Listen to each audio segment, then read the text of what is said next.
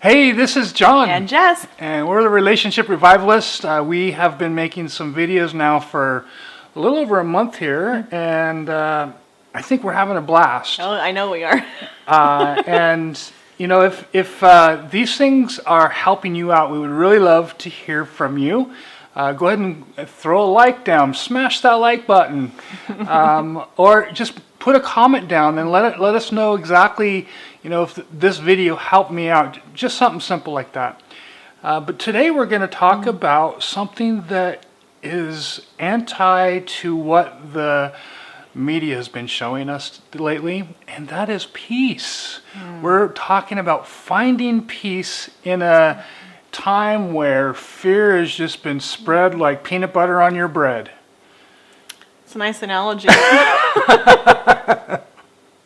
But yeah, during any time that it feels like there's a storm, like a whirlwind swirling around you, no matter what it is, it's like, where do you find your peace, right? Mm-hmm. That's what we all crave, we all look for in a stormy time. But the cool thing is, when we know God, our peace is always with us, right?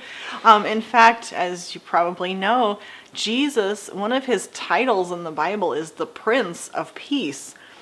Because he is peace. Yeah, isn't that cool? And so if he's your Prince of Peace too, then you don't have to look very far to find Jesus, to find peace.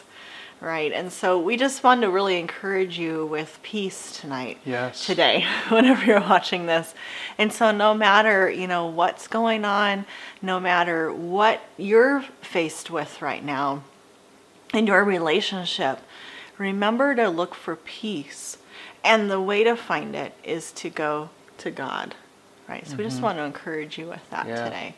And I wanted to share a verse with you, so if you don't mind, I'm going to read to you out of Matthew. And this is the New International Version, 11:27 and 28. And it says, "Come to me, all you who are weary and burdened, and I will give you rest." That sounds like peace, I think. "Take my yoke upon you and learn from me, for I am gentle and humble in heart, and you will find rest for your souls." So just let those words just kind of wash over you right now. It mentions rest twice in there. I think it's saying that rest is really important for peace.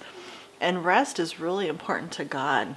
So there's so many promises in the Bible where God promises us rest and a good sleep. He knows that is part of our strength and part of what we need every day is rest, and we need peace. And Jesus, is saying that, take my yoke upon you. And in the Bible it says his yoke is easy and his burden is light. And so that also speaks of peace. Yeah. Too. It's not like he's, saying, oh, it's going to be really hard, to follow me. Well, he's not like a taskmaster that he's just going to continue whipping that whip and making you go do things that are just against your will. I mean, granted, you're going to have to follow some rules and and be moral about what you're doing, but, his yoke is easy, like you said, and it is so light that, because we were not created to carry burdens. We were meant to be burden free.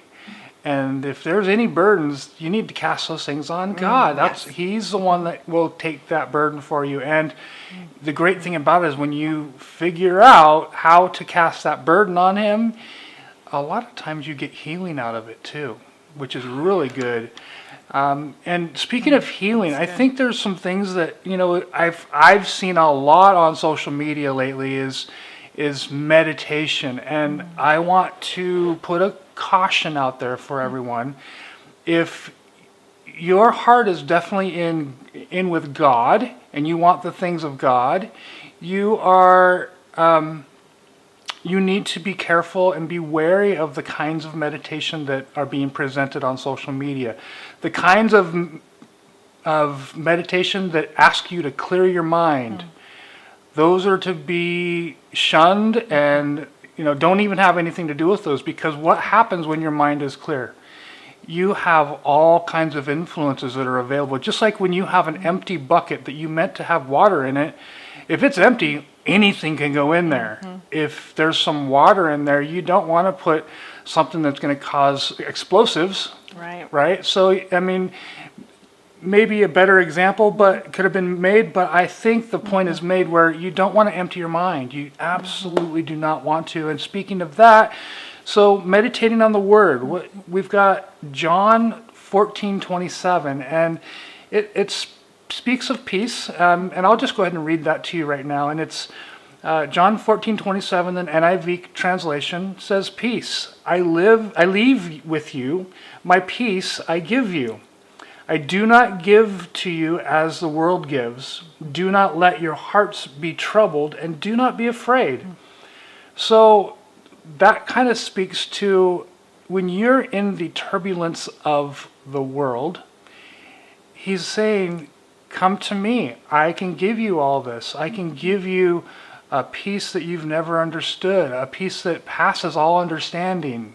And I love how it says not as the world gives. So it's not just a flaky or flighty peace, like you only have peace when it looks like everything's going well. He's talking about a really deep peace, that God peace that only he can give. So you can feel and have that peace no matter what storm you're in, no matter what part of the storm you're in. You know, and he brings us through with his peace and his love, you know. And it's just so wonderful when we start meditating on his peace. And so like John was saying, we don't meditate to just clear our mind, just to make it blank. But we meditate, and it's really great to meditate on the Word, on what God says about you, what he wants for you, like his peace. Because the more we focus on something, it grows. It gets bigger in our minds. So if we focus on fear and anxiety and whatever fear is trying to tell us, that's going to get bigger in our minds, and our day's just going to go really wrong. Or even if you focus on nothing, guess what? Nothing is going to be More expanding. nothing. We don't want more nothing, do we? But we want to focus on love and peace, and we want to focus on God, because the more we focus on him, he gets bigger in our minds. Not to say that he's getting any bigger or smaller, but us. in our minds and in our hearts, it's a benefit for us. Because you're right, because the more we focus on peace and let it get bigger, our faith also grows too. Because then we're more apt to trust the Lord with things and to give it to him and ask him for help and put our faith out there with him. So then he can bring those things about for us that we're asking him about, and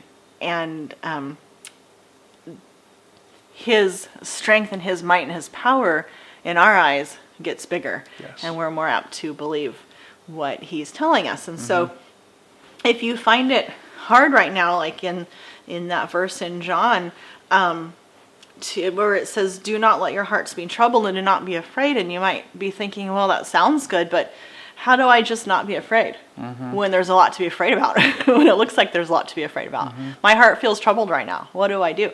But, you know, if you think about the beginning of the verse, he's saying, it's my peace I give to you.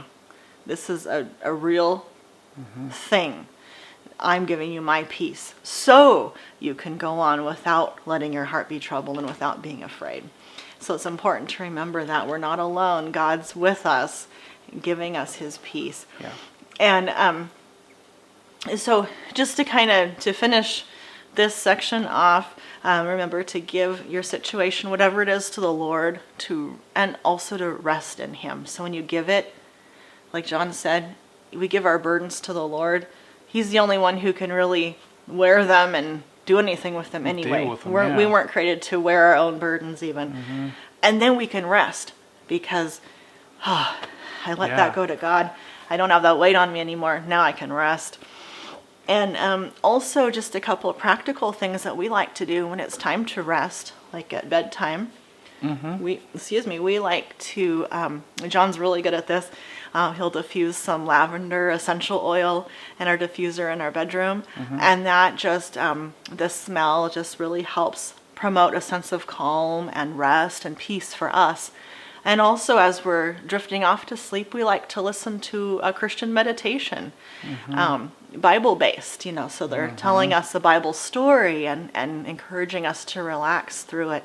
And those couple of practical things bring us comfort and peace as we're drifting off to sleep. And so think about what brings you comfort and peace that could help you get some really good rest as you're resting in the Lord. Yeah.